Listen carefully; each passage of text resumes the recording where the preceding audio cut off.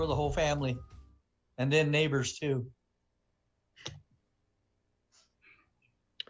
Okay, by my clock, I'm showing it's 2 o'clock, so I'm going to go ahead and call the meeting to order. First order of business is just a reminder that if someone else is speaking,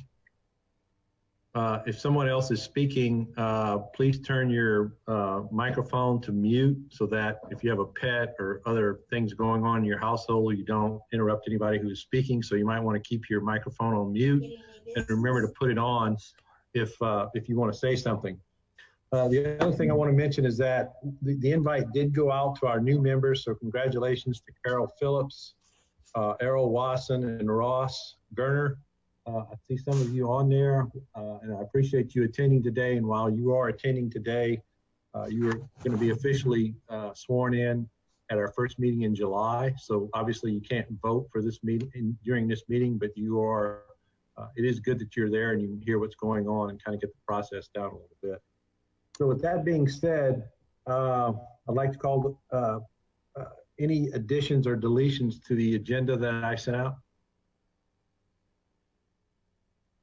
Okay, I'll take that as a no. Can we get an approval of the previous month's meeting minutes? All in favor? Aye. Get a first. Aye. Aye. All right. Meeting approved. Yes.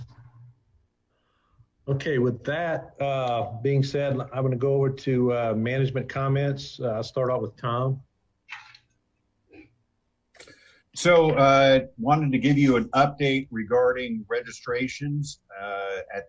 At the end of April, we had 3,680 boat registrations compared to 3,566 for last month.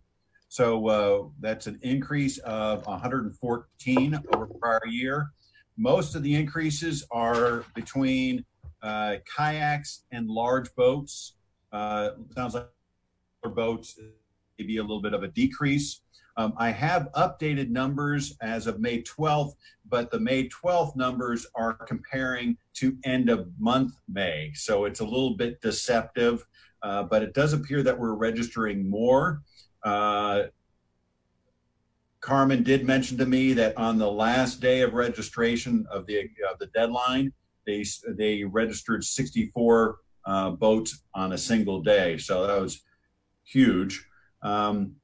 With regards to activity cards, as of April end of month, we are 852 better than last year comparing to photo ID cards. And when you look at the trend for the month of May, it looks like we're going to be about 900 to 1,000 more than prior year. So that's a 17% increase. So that's pretty substantial.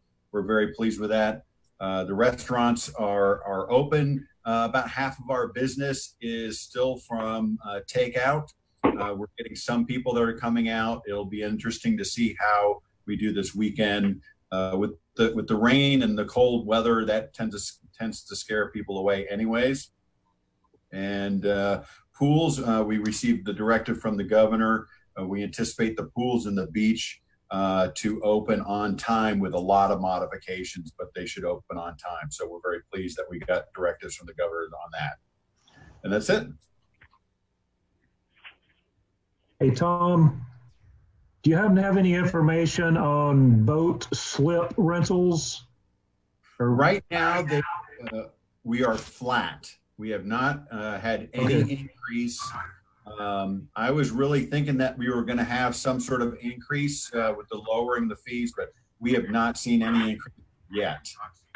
Seems like there's a lot of empty ones on Windsor, but they may just be people that haven't put their boats in yet. So it's possible, but you know, on Loch Lomond, of the 150 slips, we have 50 available, and that was part of the reason why we lowered the price to try and fill those up. But I also think that a slip is more of a long-term decision. True. So, you know, I was a little surprised that we didn't see an increase just yet. All right, we'll watch it and see. Any other questions? Yeah, what is it? What is we the are total seeing number? increases or more interest in kayak racks or kayak rack space, and that's driving us to put in a couple new ones on Windsor, replace some of the old ones. It'll end up giving us more overall spaces for that. So that'll be done in the next month or so. Yeah, and I missed the number, Tom, on the total number of boats registered year to date versus last year. Did you give us that number? Well, I gave you the April month end numbers. Right. Month end for April was 3,680 compared to 3,566. If you look at May 12th, we're now up to 4,076, and that compares to now. That was a May 12th number. The May 31st number for last year was 4,312. So we should pick up that amount in next, before the end of the month, and probably surpass it by about 100 or something of that nature. Right. Also, I was concerned because we had given people an extra month, and I was concerned that they might come in a little bit weak, but that's good news. Yeah, I mean, they definitely waited to the last minute. 64 in one day. That's a lot of registrations.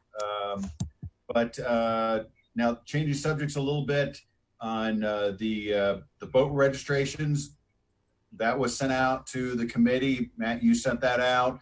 That's now been produced by our print shop and being handed out, and it's being distributed to everybody. So that the new one is now out. Okay. Anything else, Tom? Nope, that's it. Okay. Any questions for Tom from anyone? Okay, with that, I'll turn it over to Rick Eccles to give us his report. Got to put your mic on, Rick. All right. In our Lakes and Parks Department, and I believe it's on this month's agenda, we need to discuss the 2020, the fall drawdown.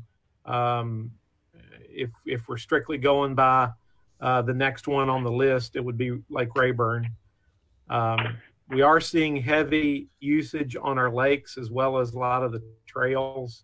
Good thing about the lakes is you can only put so many people in a boat, and so it kind of by nature of what it is, it enforces the social distancing.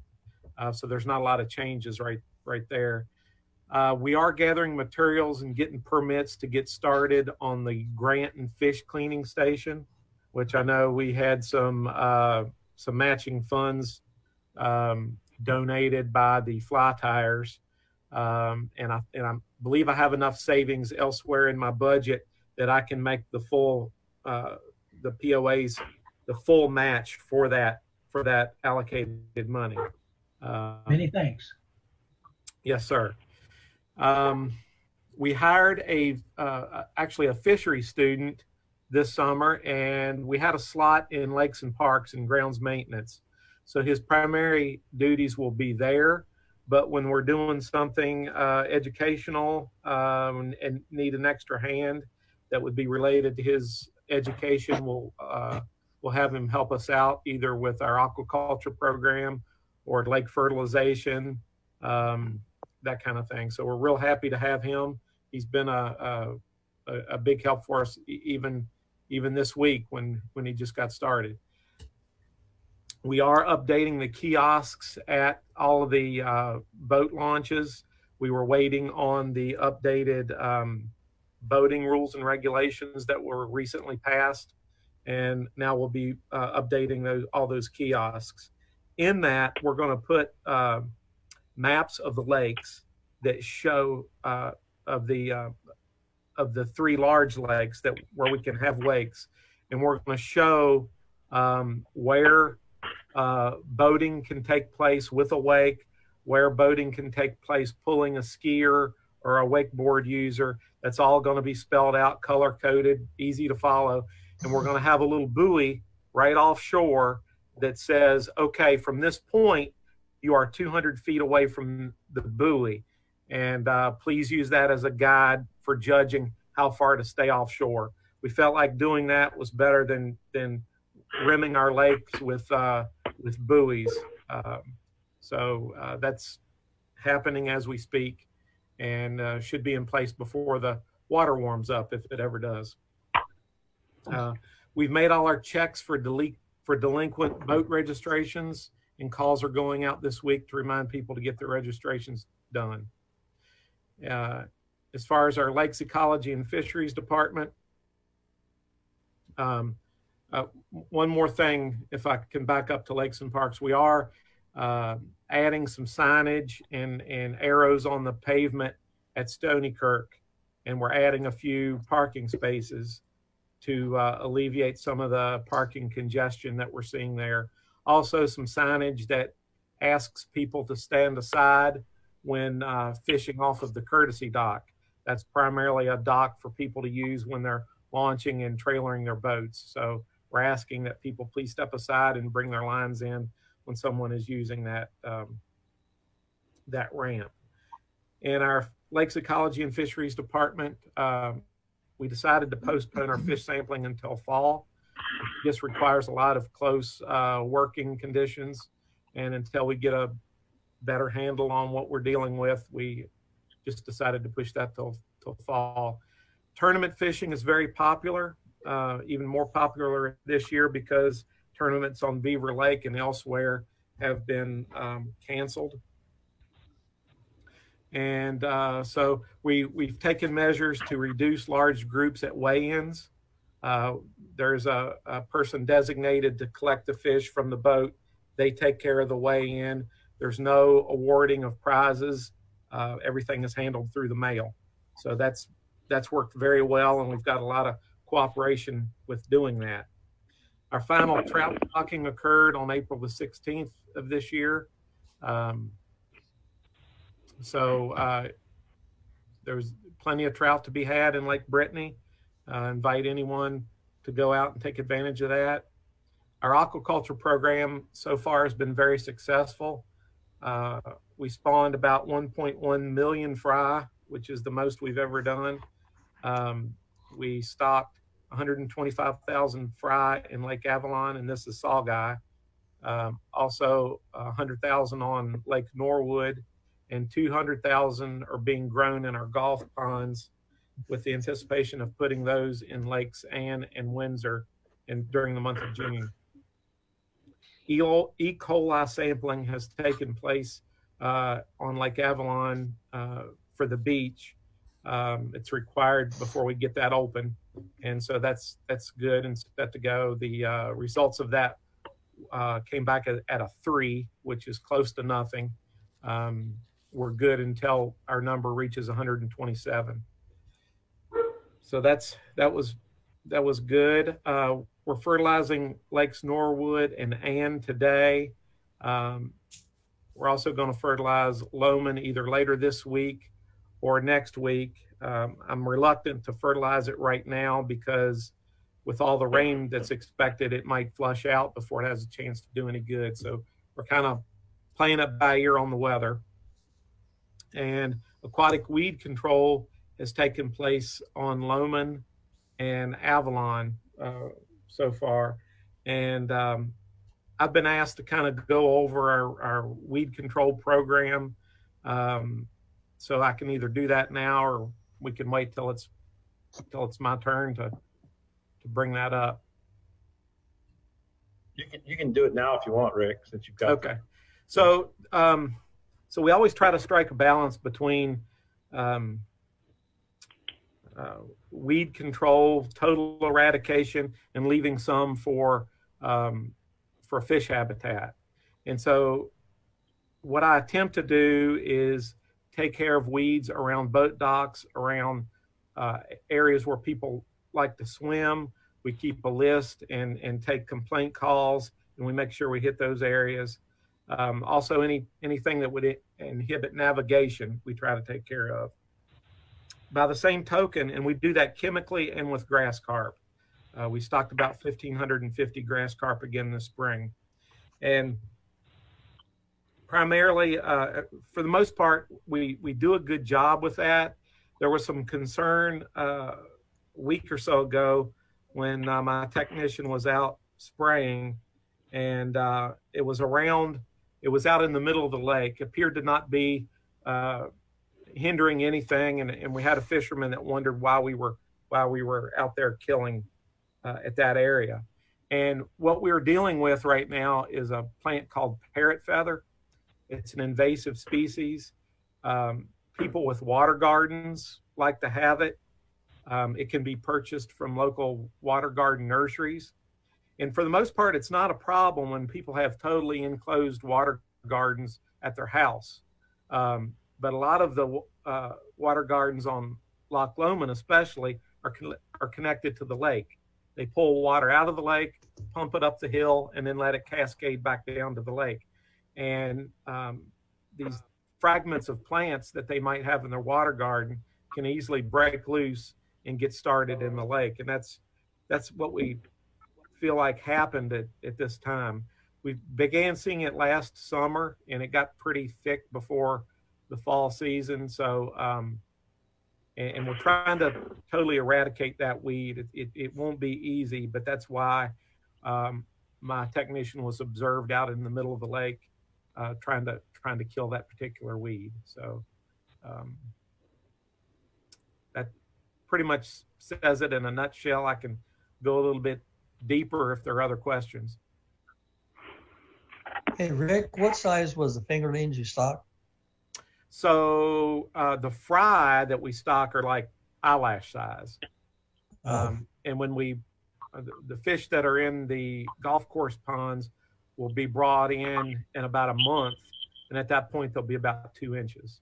So it's just to give them a little bit of a head start before we throw them in the lakes. Hey, Rick, can you address Steve Hilton's concern? He was supposed to send comments into Tammy. I don't think Tammy ever got those. I think he spoke to you.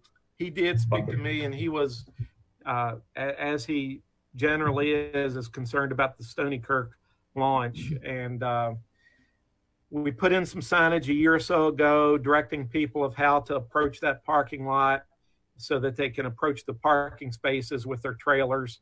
And it's his opinion that that's not always happening, and especially now because we've got so much lake usage that there have been many times where that parking lot is full, where previously it has not been.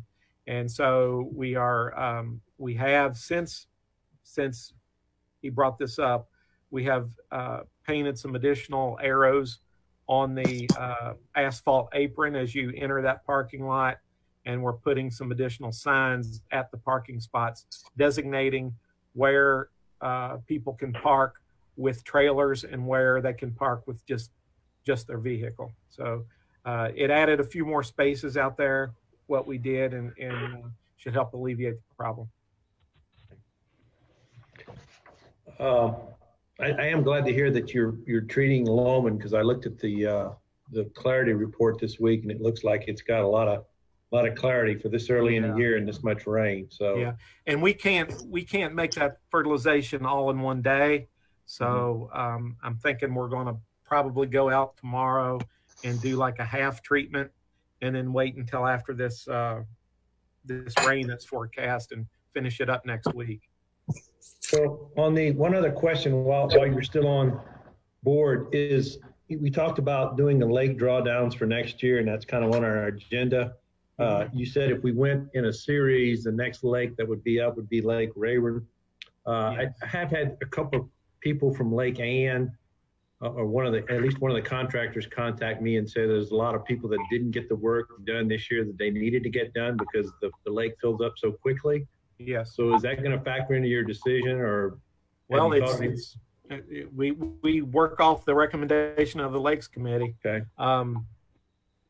You know, I guess the best way to go about it is to have residents petition the committee, and we can get a handle on how much work was not done. And it's not to say that we couldn't do Rayburn in the same year, since Rayburn is a smaller lake. But Rayburn would be the last lake in the series since I've been here before we would start over. Okay. Two lakes that we're not going to do anything with are Brittany and Norwood, because we've got some leaking issues, and if we brought it down, it's hard to imagine, but we might not get it back up for 6 months or so. Rick, I was just thinking that same thing, if the POA with Ann, is there any reason you couldn't at least just let it down 4 feet or whatever they need while you're working on Rayburn? Yes, that's a possibility. We wouldn't have to necessarily bring it down the whole way.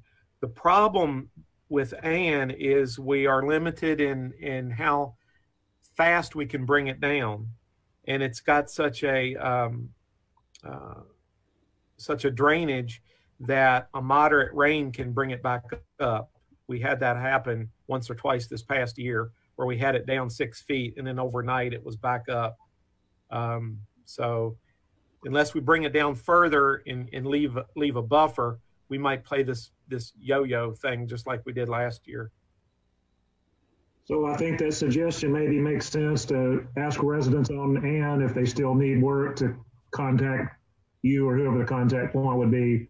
Yes. And tell you what they have left to do, and we can make that decision. Correct. Okay. I know one of the guys who did some work out there. He talked to me a couple of times, and I'll pick his brain a little bit just to see what his opinion is. And when do we have to make a decision, Rick? We have to make a decision by. Last couple of years, we've tried to make the decision in the May-June timeframe, and then I do meetings with the residents in the month of July, so that they can have plenty of time to get their contractors lined up for the winter. So my next question is, I think Rayburn ought to be on the list because it's kind of next in line. So I would assume that we schedule, I don't think anybody would object to doing Rayburn. And then if we can possibly do Ann at the same time, that might be, if we get enough people that say they want to do Ann again this year, we can do that. Anybody else have any comments or concerns with that plan? I'd like to ask a question. First of all, Rick, what are the downsides? I mean, how much labor does it take away from POA staff to do the drawdowns? And are there any fishery issues negative against drawdowns? Nothing negative as far as fisheries goes. Lake Ann is an easy it's an easy drawdown. We simply prime the pipes and open the valves. On Rayburn, it would be a little bit more difficult because we have to install piping, and which takes, the water department has helped us in the past to do that. It's about a day's worth of labor for 4 people. But we have all the piping. When we did Avalon, we kept that piping for just this scenario. And then another question is, is there any pending work that the POA wants to do on ramps, or, that certainly is in consideration, or dredging? Are there any open items on any of the lakes that the POA intends to do? There's nothing currently that we need to do. There's a gravel bar at Lake Avalon. It's really not hurting anything right now. We don't want to let it go forever because eventually the gravel bar will reach out to where we can't retrieve it, but we're not there yet. There's nothing really on Rayburn that the POA needs to do. But when we started our current incarnation of lake drawdowns, we weren't making the decision based solely on the needs of the POA. We were listening to the needs of residents who wanted to protect and expand or build their seawalls and docks. Okay, thanks. So do you want a motion from the committee this month, or would you like to wait? Do we have another month to decide, or do you wanna- We could wait another month. Okay. So I would just encourage, I will reach out to this contractor that I know in Lake Ann. And I would say that, barring any other unforeseen circumstances, we plan on doing Rayburn, and then hopefully, if it's, again, you're saying it's not that much work to do Lake Ann, maybe give those guys another crack at getting their seawalls repaired and what have you. Yeah. So, okay, any other questions for Rick? Okay, with that, we'll move on to board member comments. Any board members have any comments? No, this is Jerry. I don't have anything.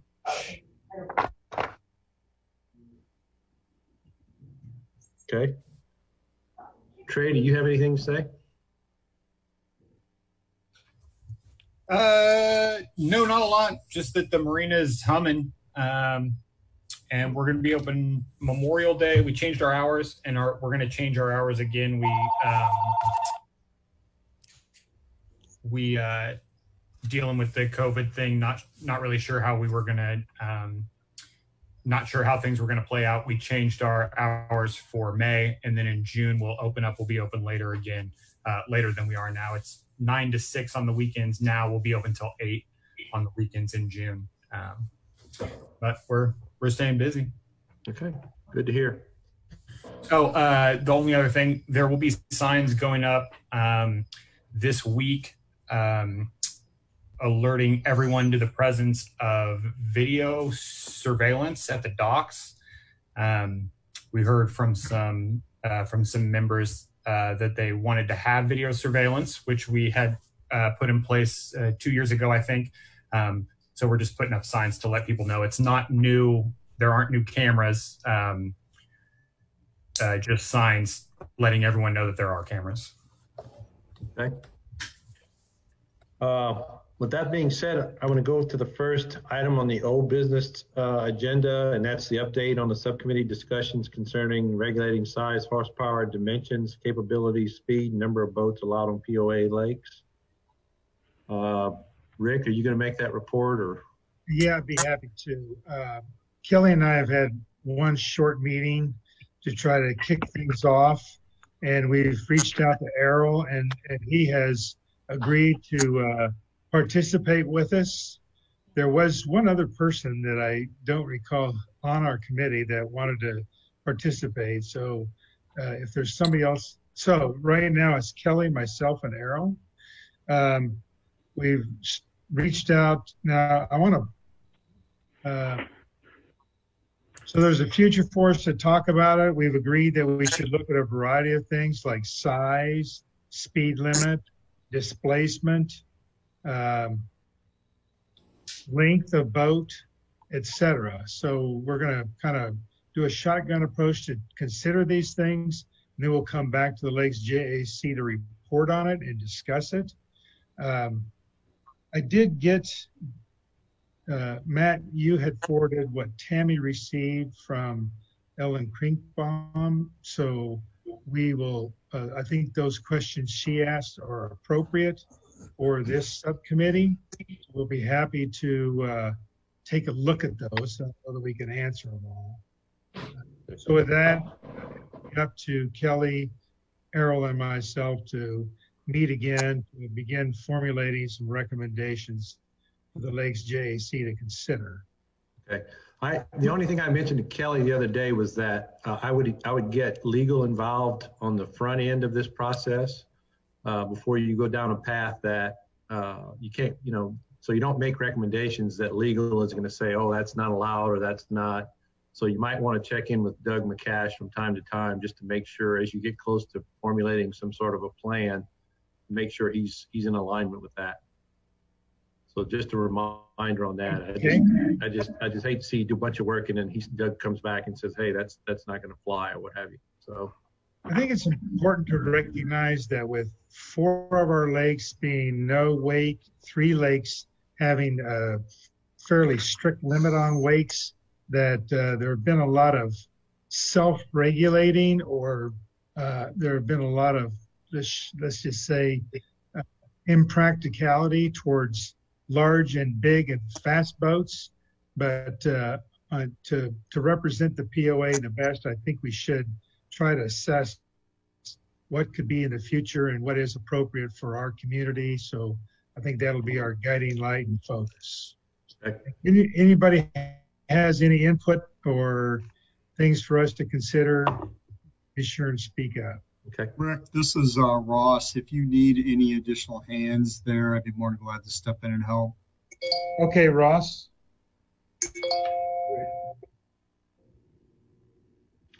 Okay.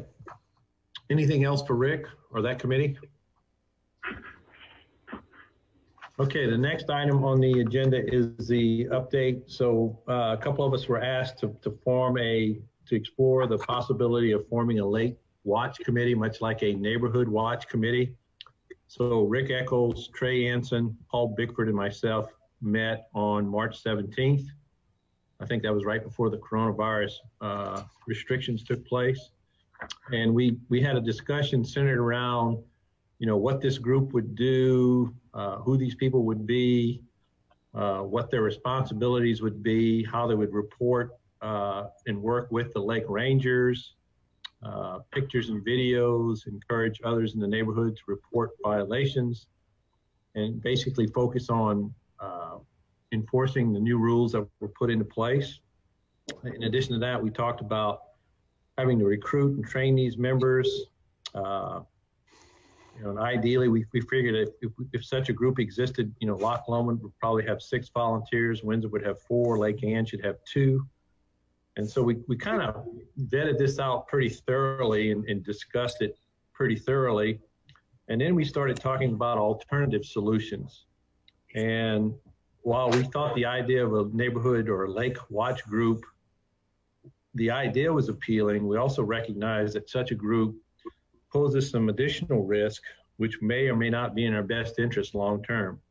And so some of the issues that would be created by the lake group might include response times can possibly be delayed if the resident tries to contact a lake watch group person prior to calling the lake ranger number directly. So the lake ranger number, most everyone has a cell phone with a camera and a video and can pick up the phone. If they see a violation, they can quickly pick up the phone and just call the ranger real quickly versus having to go through someone to get that done. So there might be a delay if people reported it to the watch group versus just calling directly. We thought it'd be more efficient if people just called directly. And then the person who would be reporting, if you're the person who's calling and reporting a violation, you would have firsthand knowledge of exactly what the violation was, and you could give the rangers a description of the boat, potentially take a picture of it or something like that, and then the rangers could respond immediately and hopefully catch the violators. The other downfall we saw was that lake watch group members could take on additional non-sanctioned roles, which may conflict with the official lake ranger roles and responsibilities, and could cause friction with neighbors. In addition to that, you need additional POA resources would be required to train, manage this group of volunteers, and resources may be used more effectively in other ways. So our conclusion was that we just enacted new rules and regulations. We haven't even gotten into the busy boating season yet because the weather really hasn't warmed up.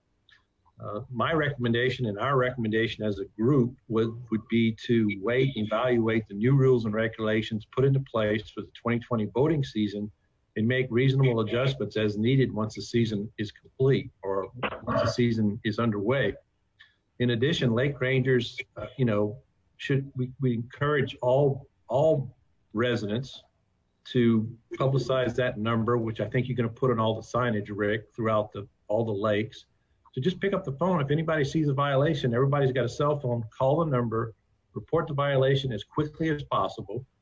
And then groups that sprout up organically are not going to be discouraged. So if someone wants to say, hey, it's the 4th of July weekend and we're not going to be home, do you mind keeping an eye on the lake? If some unofficial group in the neighborhood wants to sprout up and do some of these things, we're not opposed to that. We just feel like with everyone having a cell phone with a camera and a video in their pocket, it would just be more efficient if residents just picked up the phone and called the lake number directly. And so that's kind of what our conclusion was. That may change once the voting season gets underway, but that was our conclusion, at least the four of us who got together for that one meeting. Any comments, concerns, questions on that? I have a comment. This is Jerry Hover. And can you hear me? I can hear you fine. Okay. I'm disappointed in your recommendation because I think we've spent several years now trying to get our hands around the wake boat issue and other issues that have occurred, and we don't have the data. So the board has asked the Lakes Committee to try and come up with this data, and one way of that is a Lake Watch group. But I just want to express my disappointment in that I think we are not doing our lake residents justice by continuing to kick the can down the road. That we need to sometime or another start and actually get some things, some data that we can trust and that we can go on. You know, the Neighborhood Watch program has been in existence for umpteen years, and we can always find problems that may occur, and they probably will occur if we don't do the right supervision and the right contacts. But just to delay it another year and hope that people will respond.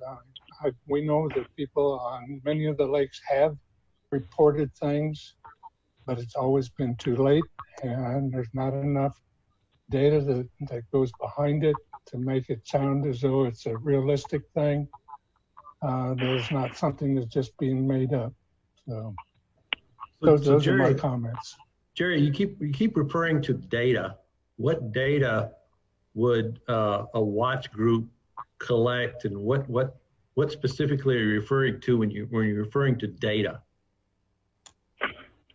Well, some of the things that we ask for out of all of it is to get some kind of handle on how many people, how many boats, how many are doing what type of thing on the lakes.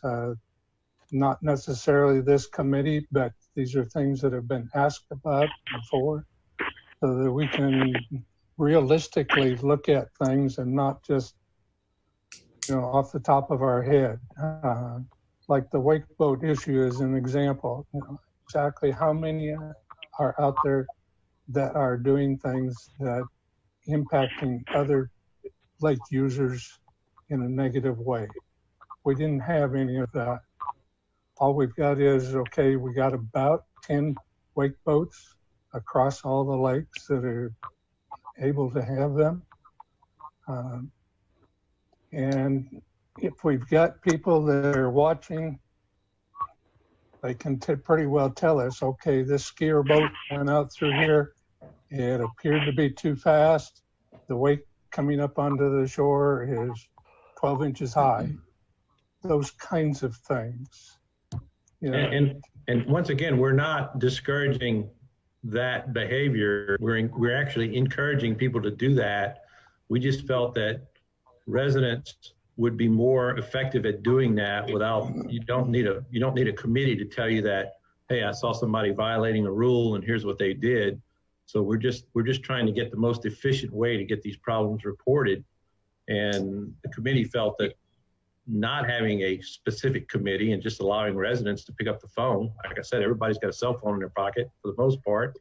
Pick up the phone, make a phone call, take a picture, take a video. If you see a violation, pick up the number, call it right away. It takes 2 minutes to make a phone call. And that's the most effective way that the lake rangers and the POA can address the issue. And we could take that information. Watch, I remember when 18 years ago, that seemed to be a strong program. We had a captain in the neighborhood, and they entered themselves, and the city, I think think that kind of was, there was ability there or something that seemed to have gone away. So that might figure out why that is loose. I have a question. This is for. Hey, Grace. Can you? Do we have any historical data of complaints or phone calls that people have felt there was an issue and was reported to any Lakes personnel? Do we have anything in our files? I think Rick had a report last year at one of his meetings that he told us how many violations, and we actually had a ranger that came to one of our meetings last year and kind of gave us a report on or around the 4th of July. Would that be a place to start to look at what that data tells us, and then and then decide if we can put a few lake watchers together for this season that are semi-organized, like say a group of 4 or 5 people on Lake Ann who are willing to go out during the busy times and just sit in their kayak or their boat and just sort of watch for 4 hours or whatever and get some organized data and then report that in and, you know, see what we learn from this and start getting the data collected. And if there is an intervention required, we call the lake ranger as soon as possible. So we have every ranger on every shift fills out a report, and we compiled the lake the wake violation data for last year. We can go back multiple years. We maintain all of those reports, but we could go back multiple years and gather that into one spot. And we plan to do it again this year, but we did have that data for last year and can reproduce it going forward. I don't know how much it varies, but that might tell us something to plan. Well, we got quite a few emails from residents on the lakes complaining about the wake boats. Oh, yeah. I mean, to answer the question about data collection on this, you know, maybe that's a way we can get started, and then supplement it if there are organic groups on these various lakes that would like to get involved. So I guess if I can, my concern would be you can collect data, and a lot of us can make data say whatever we want data to say. And it's very hard to prove how accurate the data is. To me, it seems very clear the option of just everybody's got a phone, call it the most direct line of communication. We don't seem to have a problem. The committee's looked at it. I guess my concern would be is, do we spend too much time on things that are not driving the results we are looking for? So if we're going to focus on 80 that drives 20 or 20 that drives 80, to me, it sounds like you guys have thought through this. We have a good recommendation. Even if you start pulling this data in, it's not going to be accurate data that you can go and stand in front and take a significant amount of action with. So I guess my thought would be is, why can't we test this, let it go at what it is, revisit it at the end of the year? And that was what the committee recommended. Again, we're not opposed to anyone going, quite the contrary. We're just saying that everyone can be basically a junior officer, for lack of a better word. We've all got cameras. We've all got cell phones in our pockets. We can all make a phone call, for crying out loud. Anybody can go out there and take a picture, take a video, and pick up the phone and call the lake ranger. And so in our minds, it was just counterproductive to formalize a process that is pretty much easy to execute as it is. Again, if the season gets underway and more problems exist, or we see the need for doing this, I'm not necessarily opposed to doing it. It just seemed like a very inefficient way to collect data and to have a separate reporting system when every resident theoretically has a phone in their pocket and can immediately pick up the phone and report it to the lake rangers. And one of Rick's biggest complaints last year was the fact that people were not reporting incidents on a timely basis. They're reporting them, if you send an email and something that happened last week or a month ago, there's not a whole lot Rick or his team can do about it. If you pick up the phone and say, I'm on Loch Lomond right now and somebody's cutting through and being dangerous on the lake, he can have somebody out there fairly quickly. That's the kind of response that we're trying to address. That's the solution I think we're looking for, not, oh, by the way, we got an email, some guy was cutting up on a lake a month ago, we can't do anything about it. That's the opinion of the committee. Matt, I appreciate that. And we and everybody on the lake are property owners. If you see somebody doing something, at least nicely speak to them and say, hey, did you realize that was an issue? Sometimes that's more effective than worrying about an officer being out or something. That's true too. Yeah. Well, a comment. This is Rick. First of all, probably our number one, if we go back, probably the reason the board asked for that is because a watch group is on the lake and present and has would have been briefed on what we expect them to do and has the capacity to give us some data and we can compile that. So it's a good idea, but I understand how you guys came to a different conclusion rather than to put it in right away. Our rangers, as we direct them and ask for their input, can certainly provide us what they're seeing, what kind of violations they're having, and are our new rules widely distributed and understood. So the rangers can give us a lot of that information.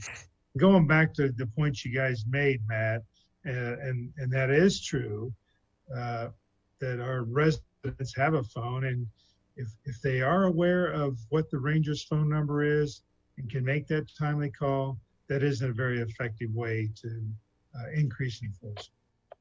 And that would go into the records, right? In other words, the ranger would be contacted. There's an official record by the ranger, and we can attach any other additional information to it, such as a video. I've already got one video from one of our lake watchers, and I don't know whether he talked to the lake ranger or not, but at least I have the video. So it seems to me we ought to build on the record keeping that's already in place, if at all possible. Matt, one comment I'd like to make, Errol Wasson. I genuinely understand your concerns about timeliness of reporting. I'm wondering if a mixture of what you're talking about plus a watch group could be beneficial. My concern is, I know you've published the number for the rangers. I know everybody should know it. From my experience on Lake Windsor, I'll bet half the people don't know the number and know how to call. And I'm wondering if a watch group could help get that out, still have the residents call the ranger direct, but at least it gives somebody else letting that information out, talking to the people on their lake, and help the process maybe to make sure the ranger gets called more often when there's an issue and timely. So maybe a combination of it, but not necessarily all the complaints going through the watch group. Because I agree, that would be a delay. This is Jason. Go ahead, Jason. One question I had is, if we collect data, what decisions are we going to expect to derive from this data, and how can we use the data? If there's data that's being collected already, but it's not with another committee, can we take a deep dive into what is already being collected and see what kind of decisions would be made around that to maybe see what we would do in the future? It sounds like there's a communication gap, not necessarily, or maybe, we need more data that we can use. If we had that that we can share with this group? Would that satisfy some of the needs for creating another group? It just seems like we're adding belts and suspenders here. Let's just use one or the other. Yeah, and I would not even be opposed. That's a good point, Jason. I would not even be opposed to Rick when Rick gave his monthly reviews.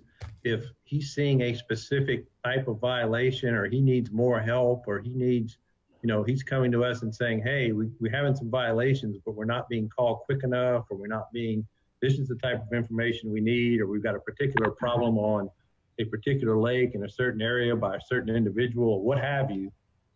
We can adjust and make recommendations. And to your point, Errol, I think part of the issue is the number needs to be publicized. And Rick, I think he, at the beginning of the meeting, was talking about putting out the new signage on the lakes, and that number should be clearly visible on all the lakes from this point forward. So again, hopefully that solves the problem. We're not discouraging anyone from forming a committee on their own. If you guys want to do something on Lake Windsor with a group of neighbors that kind of gets together and does something, we're not opposed to that. It's just a formalized process that takes additional resources, takes manpower away from Rick's and his team to train, and then inadvertently you're going to have someone who's going to go renegade or do something that they're not technically authorized to do. Let's give this a shot and then see what happens. This is Grace.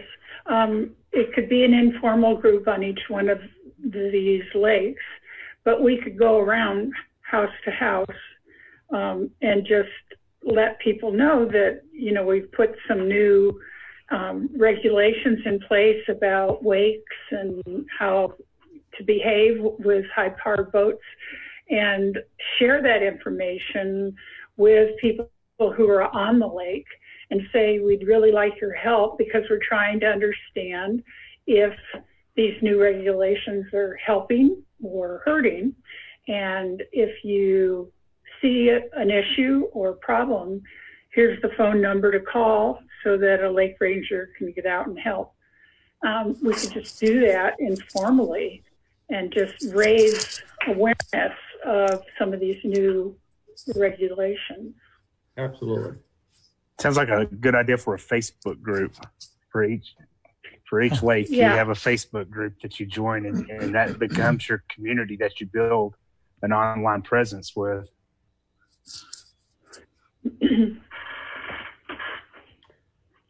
I'm also curious if Carmen and her group, with folks that come in to register their boats so far this year, if they've registered wake boat folks, and if they've had any feedback or reactions from the people registering their boats about having a special sticker and so on.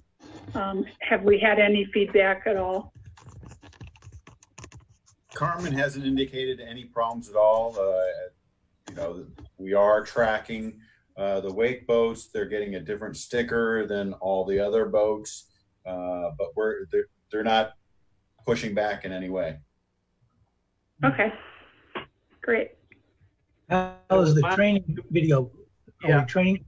It was my intention to get the group together, the wake boat group together in a meeting. Of course, that's something we're not doing right now, but I can gather a list of those folks and email them a video, the video that we've all looked at as part of the group that was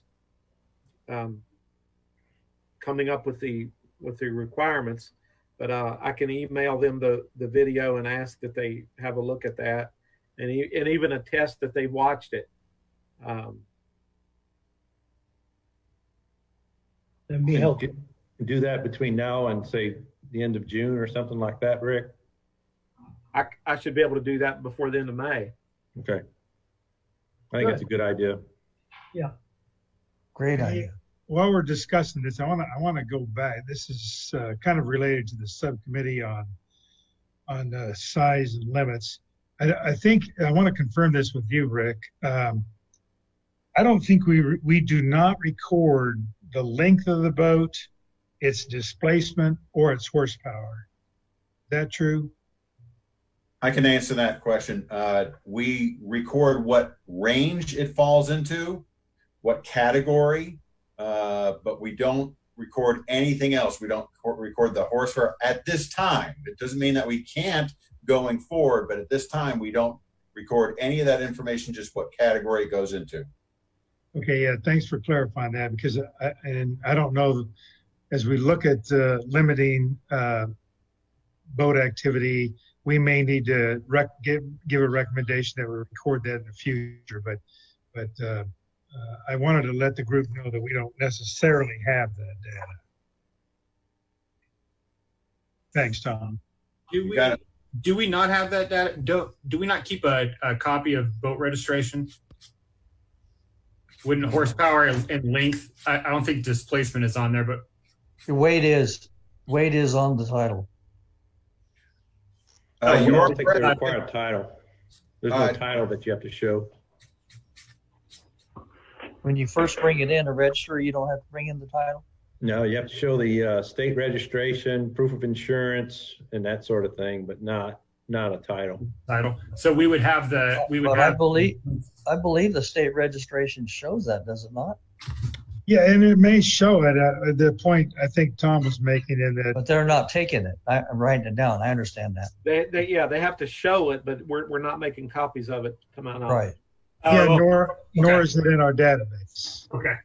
That I wasn't aware we weren't making copies of it. Okay. Would you happen to know offhand what is the largest boat we have out there at the marina? Queen Mary.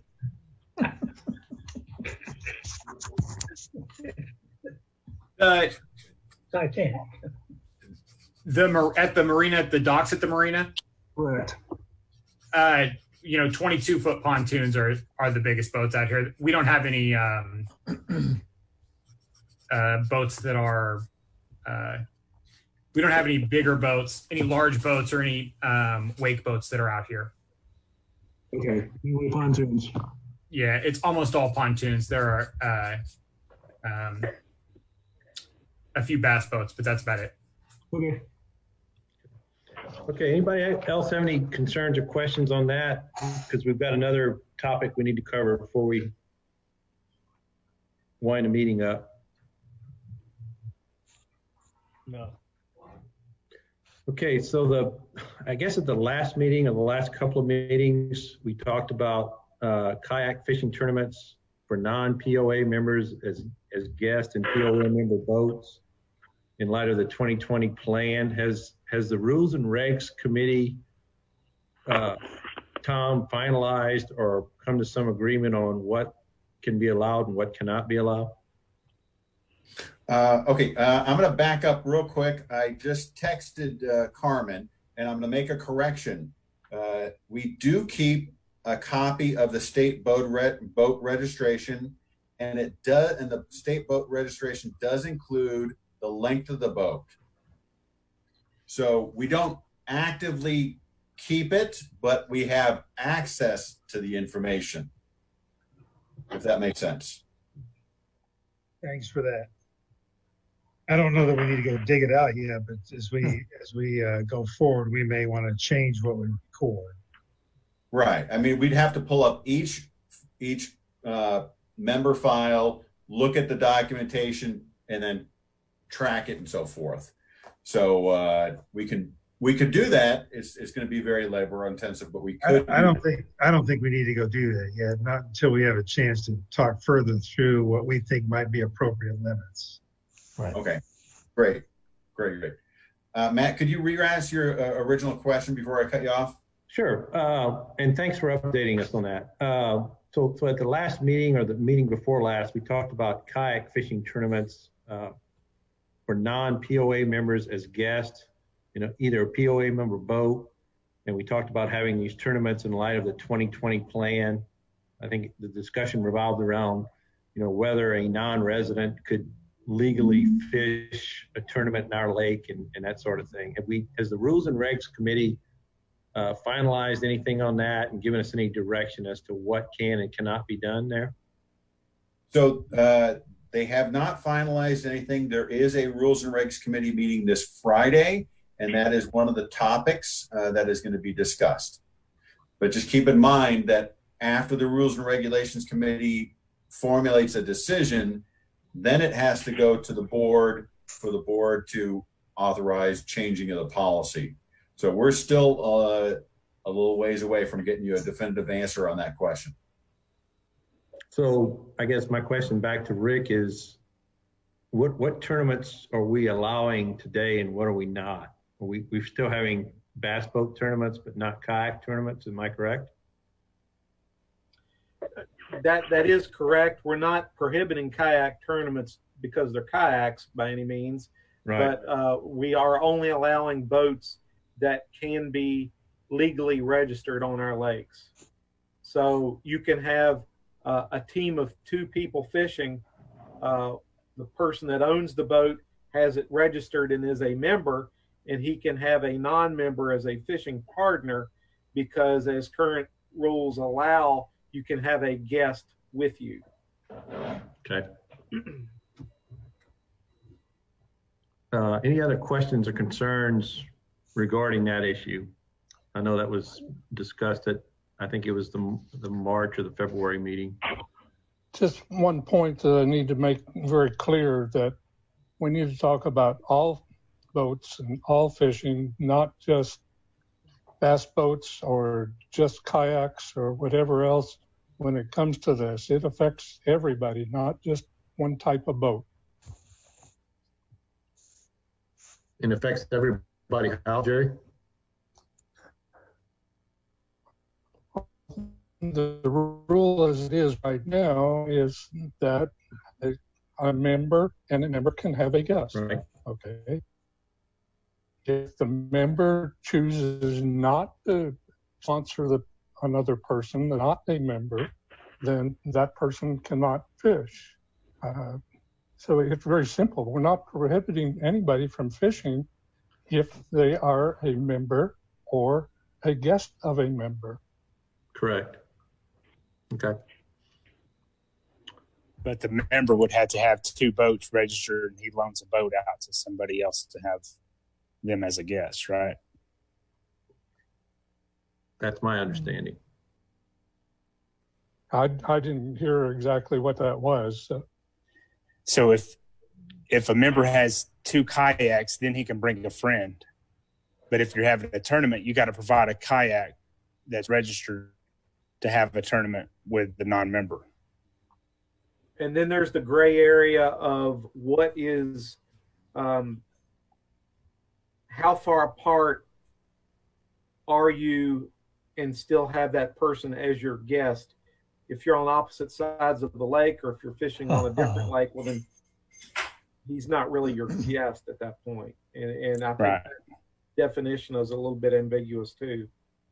And we're trying to clear all that up with the regulations that the Rules and Regs Committee is going over, but we still need a little more time before it's finalized. Anything else on tournament? I guess we're sort of in a holding pattern until the Rules and Regs finalizes their decision, but at least we've got up-to-date information for everybody. So is there any information from Tammy, from any other guests who have sent in any information? Is anybody aware, any other guest comments? Because I know they couldn't attend the meeting, but they were supposed to submit questions or comments. Those were the only 2 meetings, or the 2 comments from Ellen Creekbaum and Steve Hilton. Those were the only ones. Okay. And I think we reviewed Ellen's in regard to the committee looking at the horsepower and size regulations. And I think the Steve comments were in regard to the boat ramp issue. And I think Rick has addressed those. So anything else on anybody's mind, or any other topics that we need to cover? Paul on his background. Everybody else is in their living room and he's underneath a bridge. Well, I'm trying to build a bridge over Rayburn. That's what I'm Can I have just a minute, Matt? doing. Yeah, you can just download a picture that you might, it's one of your favorites, and you can insert it into the Zoom session. You just go to your setups there in general, and it'll have a point where you can insert the background photo instead of your room. I like it. If you like. Did somebody else just say something? Matt, Ruth here. Can I Oh, have hey, just a Ruth. minute? This is my last meeting with the advisory groups as chair, and on behalf of the entire board, we want to thank each and every one of you for your dedication, your time, and the amount of effort that you put in to make the Lakes Advisory what it is, and it's important amenity for the whole of Bella Vista. But it's people like you that make Bella Vista worth living in, and we appreciate every one of you. We thank Well, you. We thank you for your support, Ruth, and best of luck to you in your life after POA. My final retirement. Yeah. It's the last time I'm retiring, folks. No more. Thank you. Thank you. Got a little question for Rick. It's off the cuff here, that sort of. Rick, when do you think we can hold meetings in the pavilion, Riordan's Pavilion?